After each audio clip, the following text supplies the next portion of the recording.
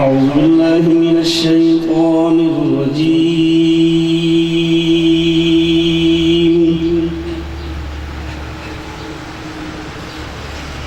بسم الله الرحمن الرحيم.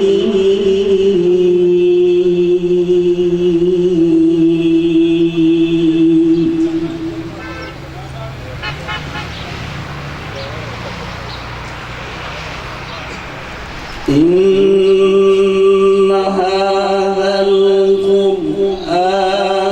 يهدي للتي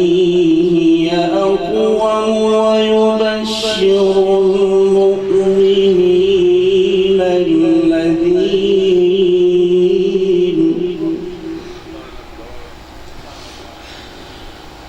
ويبشر المؤمنين الذين يعملون الصالحات أن لهم أجرا كبيرا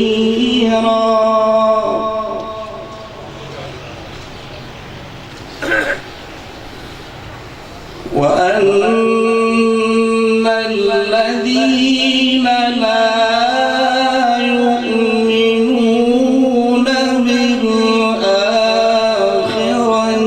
أعتدنا لهم عذابا أليما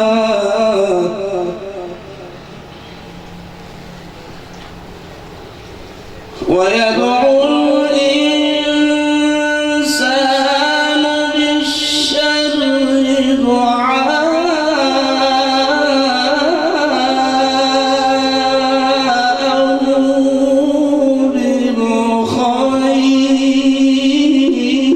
بالخير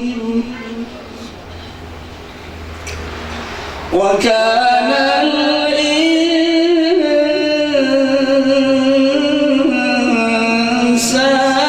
الإنسان عجولا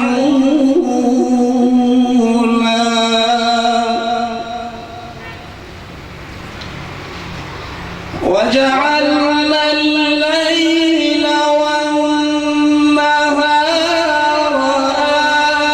آيتين فمحونا آية الليل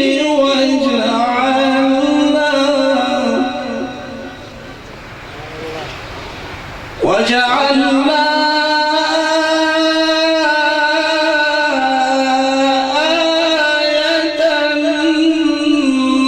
النهار مبصرة لتبتغوا فضلا من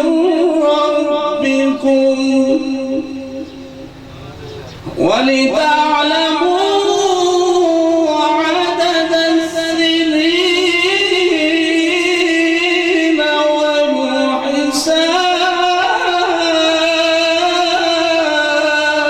والحساب وكل شيء